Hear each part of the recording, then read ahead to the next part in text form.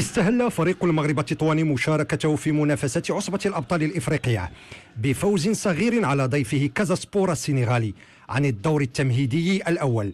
الأجواء كانت رائعة، أرضية جميلة وجمهور غفير حج لملعب سنية الرمل لمؤازرة المغرب التطواني.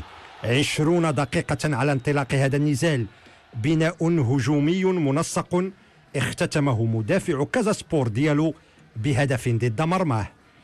الكل آنذاك اعتقد أن المواجهة ستكون يسيرة على ممثل الكرة الوطنية، لكن الخصم كان من العيار الثقيل، سد جل المنافذ المؤدية نحو الشباك واعتمد على المرتدات الخاطفة.